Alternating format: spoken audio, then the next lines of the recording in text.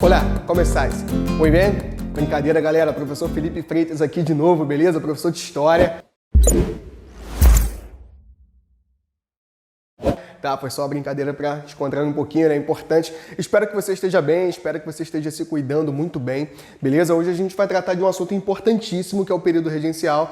Tem gente que fala que o assunto é chato, mas chato é não passar na prova e não acertar a questão, beleza? Então vamos lá, vamos tratar desse assunto aqui, mas antes de falar do período regencial em si, especialmente a parte política, que é o foco dessa aula de hoje, a gente vai relembrar um pouquinho como que a gente chega aqui ao período regencial, né? O período regencial foi aquele intervalo ali entre o primeiro e o segundo reinado.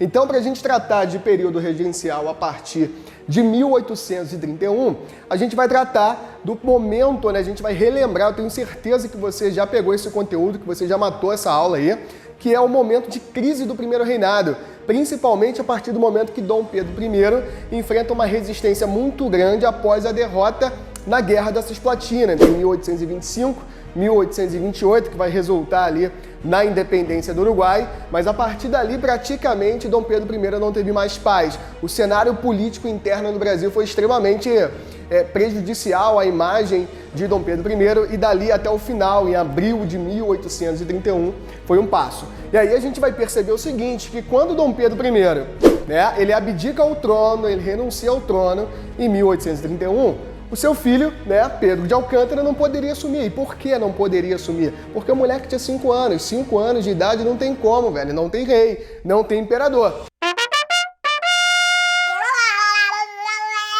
E aí, cara, estava previsto ali na Constituição de 1824, até então a única Constituição do Brasil, a Constituição outorgada de 1824, que o Brasil passaria dessa forma para um período de governo provisório, que é exatamente o período regencial, né, no qual 3 pessoas governariam até Pedro de Alcântara chegar ali à sua maioridade.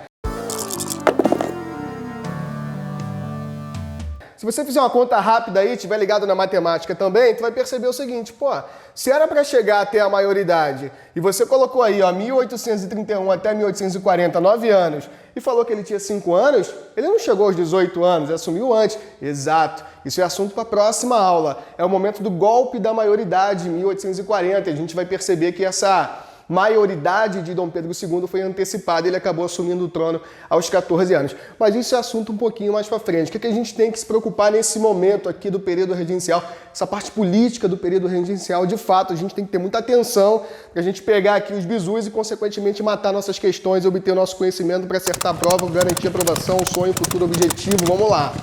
A gente vai perceber que esse período regencial ele era, teoricamente, né, para ser governado ali por 3 pessoas. Seria uma regência trina. A gente passou por um período muito breve aqui de regência trina provisória, de 2 meses, do momento da abdicação, entre abril de 1831 e junho de 1831, e logo depois a gente teve o estabelecimento da regência trina permanente, de 1831 a 1835. Aí você fala, pô, mas era o quê? Um mandato? 4 anos de regência trina? Na verdade, a ideia era que a regência continuasse sendo trina até o final. Só que a gente vai perceber daqui a pouco que teve algo em 1834 que mudou tudo. A galera simplesmente percebeu que era, naquele momento, mais interessante passar a regência trina para uma regência única. Eu vou falar daqui a pouco por que isso aconteceu.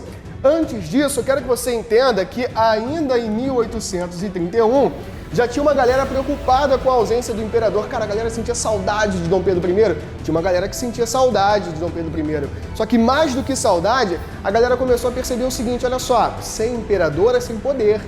Né? A figura do imperador, por mais que você discorde do imperador naquele momento, garantia aquele sentimento de autoridade e, consequentemente, gerava um temor na população. Então, o que essa galera pensou? O que a galera da elite, principalmente, pensou naquela época? A galera ali proprietária de terras, principalmente. Olha, é o seguinte, a ausência de um imperador pode fazer com que a população pense que existe uma brecha, né, para se revoltar, para reivindicar uma série de mudanças socioeconômicas. E aí, eles se anteciparam e ainda em 1831 criaram a Guarda Nacional. Qual era o objetivo da Guarda Nacional? Eu destaquei aqui para vocês. O objetivo da Guarda Nacional era justamente conter a possibilidade de focos de revolta, garantir uma estabilidade política, garantir uma paz interna naquele período que provavelmente seria muito turbulento com a ausência do imperador. E, de fato, esse período foi muito turbulento. A gente vai perceber, em uma próxima aula, vocês vão estudar isso, eu tenho certeza, com muito afinco, que várias revoltas aconteceram justamente nesse período regencial. Beleza? Mas eu quero que você entenda que aqui, em 1831, o objetivo dessa galera de cima, o objetivo das elites era, olha só, não quero revolta, não quero manifestações, eu não quero nada, eu quero uma tranquilidade política, porque eu quero que a economia continue dando os lucros que ela está dando. Então, para isso, eu preciso de um movimento pacífico internamente. Então, a Guarda Nacional foi criada para conter justamente essas possibilidades de revolta. Tudo bem? Beleza? E aí, cara, a gente anda um pouquinho mais e em 1834, a gente vai perceber que tinha uma galera que estava reclamando, olha, não tá bom. Tem uma galera aí se insurgindo, tem uma galera aí que está percebendo uma brecha para manifestações. Olha só, vamos mudar. Vamos fazer algumas mudanças aqui. Vamos fazer uma nova Constituição? Não, não vamos fazer uma nova Constituição. Vamos adicionar algo à Constituição em vigor. Então, por isso que foi aqui estabelecido em 1834 o famoso Ato Adicional de 34. Você provavelmente já viu esse termo, pode ver novamente uma prova, uma questão futura, o Ato Adicional de 1834. O que foi isso? Foi uma série de resoluções, beleza, que foram acrescentadas à Constituição de 1824. Vamos fazer uma Constituinte nova? Não, não é o momento. Vamos adicionar algo, beleza, a essa Constituição de 1834. E a gente vai perceber que a principal resolução desse ato adicional é justamente o que eu comecei a falar para você no comecinho dessa aula. A galera vai perceber o seguinte, cara, 3 pessoas governando não passa aquela sensação de autoridade. 3 pessoas, muito cacique para pouco índio, quem manda? Quem governa? Ninguém? Então vamos fazer o seguinte, vamos transformar a regência trina em regência una. Mesmo não sendo imperador, a lógica é, cara, a figura, né, de uma autoridade no poder vai garantir uma maior pacificação aqui no país. As pessoas vão olhar para o poder e vão identificar naquela pessoa, no regente que estiver governando, alguém para respeitar, beleza? Para temer, às vezes. Então a lógica dessa atitude conservadora era transformar a regência trina em regência una com o objetivo de garantir o maior respeito, uma maior estabilidade política aqui na nação. Perfeito? A gente vai perceber que essa sim é uma medida conservadora. Vou colocar um Czinho aqui, ó, medida conservadora. A gente vai perceber que o tempo inteiro, no período regencial, os liberais e os conservadores, assim como no segundo reinado, tentavam influenciar o cenário político da época, beleza? Mas isso também é assunto um pouquinho para o próximo vídeo. Vamos lá. Ao mesmo tempo que essa Assembleia, que esse ato adicional criou a figura da regência una, que é uma atitude conservadora, a gente vai perceber que teve uma atitude liberal aqui, que foi o quê? A criação das Assembleias Legislativas Provinciais. Vamos lá, trocando em miúdos, o que significa isso? A partir daquele momento, com o ato adicional e com essa resolução, cada província, perfeito? Cada província poderia ter uma Assembleia Legislativa. O que a Assembleia Legislativa faz, cara? Legisla, faz leis, administra, cobra impostos. Ou seja, presta atenção, olha para cá. Eu estou descentralizando a política. Eu estou falando, olha, agora cada província pode fazer sua lei. Não precisa ter uma lei só central, né, do Estado Federal, da União. A partir desse momento, você tem a possibilidade de as próprias províncias estabelecerem seu conjunto de leis. É assim até hoje, né? Nós temos leis estaduais, leis municipais. É claro que a gente tem a nossa Carta Magna, a Constituição de 1988. Mas aqui você tem uma certa abertura, você tem uma certa autonomia dada a essas províncias. Então a gente pode falar que essa postura, essa resolução de dar mais autonomia às províncias, beleza? Descentralizando o poder, a gente vai perceber que isso é uma atitude claramente liberal, beleza? Enquanto ali a regência una significa uma atitude um pouco mais conservadora, a gente pode falar que a criação das Assembleias Legislativas Provinciais acaba sendo uma vitória dos liberais, perfeito? E aí, cara, a terceira resolução desse ato adicional, a gente vai perceber que é uma atitude muito significativa e até digna de uma interpretação com mais calma. Por quê? foi a criação da figura do presidente de província. Olha só, eu criei a Assembleia Legislativa, mas eu estou falando o seguinte, cada província vai ter um presidente. Vamos fazer aqui uma relação com a organização política atual do Brasil?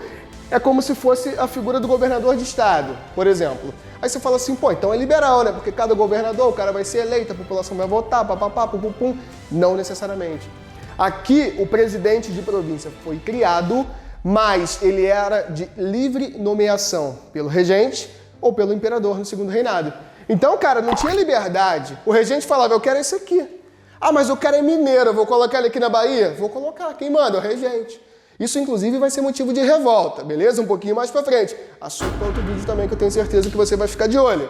Então, a gente pode falar, sem dúvida alguma, que isso era uma atitude pelo menos polêmica. Pô, você cria o cargo de presidente de província, você dá um pouco a sua mão, mas segura também, não vai dar o braço inteiro. Você coloca esse presidente de província quase como interventor por parte do governo central, por parte do regente ou por parte do imperador no segundo reinado.